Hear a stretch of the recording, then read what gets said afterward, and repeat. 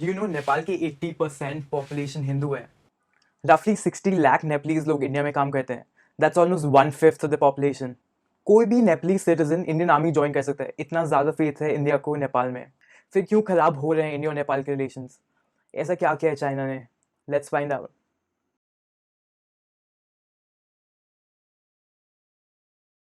सबको लगता है कि इंडिया और नेपाल के रिलेशंस अभी से खराब होना स्टार्ट हुए हैं, but that's not the truth.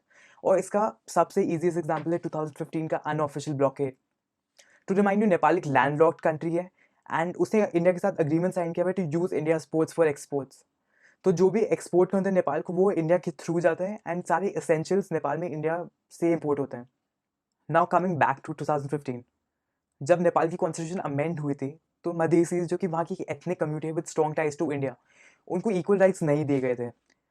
And तब इंडिया ने जो कि काफ़ी सारे एसेंशियल्स एक्सपोर्ट करते हैं टू नेपाल इंक्लूडिंग फ्यूल, वो सारे एसेंशियल्स को एक्सपोर्ट करना बंद कर दिया था. And that acted as a catalyst because वहाँ के लोगों को बहुत प्रॉब्लम हुई. सब एसेंशियल्स महंगे हुए थे वहाँ पे. People were rationing. एंड तभी नेपाल ने पार्टनर अप किया चाइना के साथ so that Nepal can use China's ports in order to export Nepalese goods. Nepal एक अंडर डेवलप्ड कंट्री है. ना तो उनके पास पैसे हैं, neither do they have the technology to develop anything.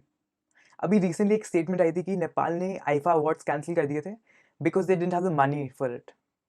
पर फिर नेपाल के पास है क्या? Electricity generation sources. India invest करता है पैसे और टेक्नोलॉजी नेपाल के हाइड्रो पावर प्रोजेक्ट्स में. और इसका electricity distribution agreement is always favourable towards the Indian government, जिसकी वजह से बहुत से नेपाली सिटीजन को लगता है कि इंडिया उनको बुली कर रहा है. इंडिया ने काफ़ी सारे केसेस में नेपाल को प्रेशराइज किया.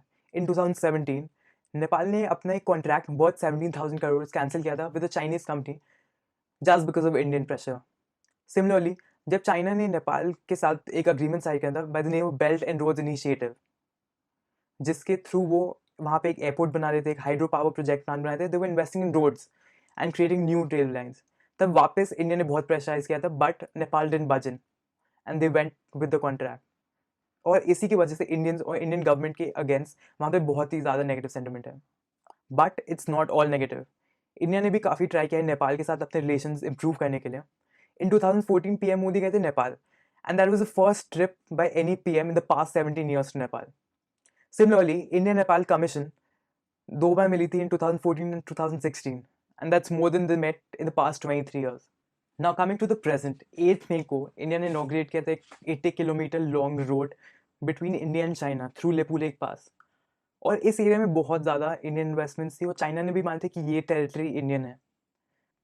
बट नेपाल गवर्नमेंट ने इसके अगेंस्ट प्रोटेस्ट किया और माना कि ये टेरिटरी उनकी खुद की है और बोला कि वो टेरिटरी इंडिया ने इलीगली यूज़ किया. पर ऐसा तो नहीं था कि रोड एक दिन में बन गया और नेपाल को पता ही नहीं था कि वहाँ पे कुछ बन रहा है. इस रोड के रिस्पॉन्स में नेपाल ने इंक्लूड किया 3 डिस्प्यूटेड टेरिटरीज को अपने मैप के अंदर. But this was a politically motivated move by Nepal PM K P Sharma Oli. उनको हटाना था attention from his failed containment of COVID. Nepal की ruling party, Nepal communist party, इस पार्टी के काफ़ी सारे राइवल ग्रुप्स ट्राई करते थे पीएम ओली को अपनी सीट से हटाने के लिए and they would be largely successful. But PM Oli played on the nationalistic sentiment. इसके बाद लोगों को लगा कि PM Oli will reduce the hold that India has on Nepal.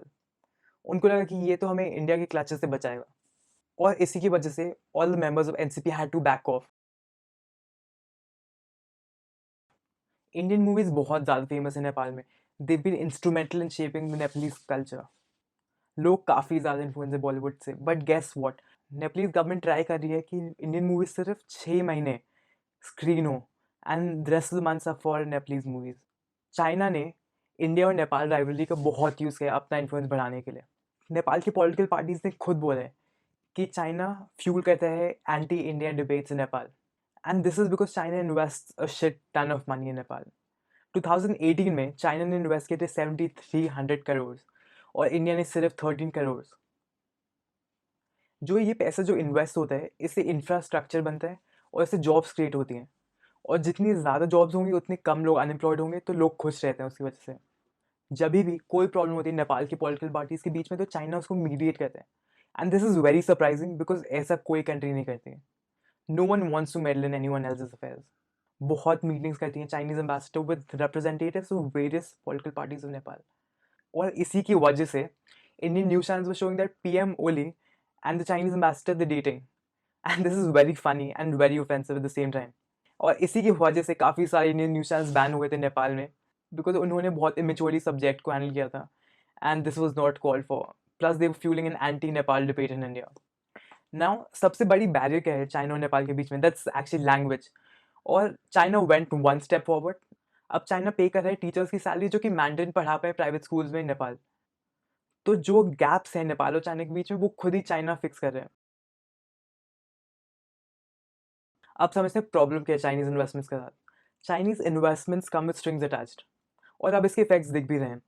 Recently US invest किया था 3500 करोड़ इन नेपाल, पर नेपाल ने सीधा मना कर दिया क्योंकि वो चाइना के सेंटिमेंट्स को हर्ट नहीं करना चाहता था. चाइना की स्ट्रैटेजी है अंडर डेवलप्ड और डेवलपिंग कंट्रीज को पैसे लेंड करने की, और जब वो पे नहीं कर पाए तो उनको प्रेशराइज करने की, और इसको कहते हैं डेट ट्रैप डिप्लोमेसी. इसमें पहले चाइना फ्लोट करेगा आइडिया कि आपको ये रोड बनानी चाहिए, आपको ये हाईवे बनाना चाहिए, एंड देन फिर चाइनीज कॉन्ट्रैक्टर्स को लगेगा, और ये चाइनीज कॉन्ट्रैक्टर्स बहुत ओवर प्राइस होते हैं. सो जो भी पैसे चाइना की गवर्नमेंट देती है वो वापस चाइना के कॉन्ट्रैक्टर्स को ही जाते हैं. So it's coming back to China. And the problem with this is that ये लोन के कुछ टर्म्स पता नहीं होते. The governments themselves don't know what they are getting into. उनको लगता है कि मार्केट रेट से बहुत कम इंटरेस्ट रेट पे लोन मिल रहे हैं, so they should take it, और यहीं से सारी प्रॉब्लम स्टार्ट होती है. नेपाल का डेट बर्डन टू चाइना हर साल 40% बढ़ रहा है, और जब वो लोग डेट नहीं पे कर पाएंगे तो China would be able to pressurise them, to be able to control them, and that would negatively affect India. आपको क्या लगता है चाइना कंट्रोल नेपाल का इम्पैक्ट क्या होगा इंडिया पे? Let me know in the comments below. और अगर ये वीडियो आपको अच्छी लगी हो and you want more such videos, then click on the photo here to subscribe to my channel, and see you next time.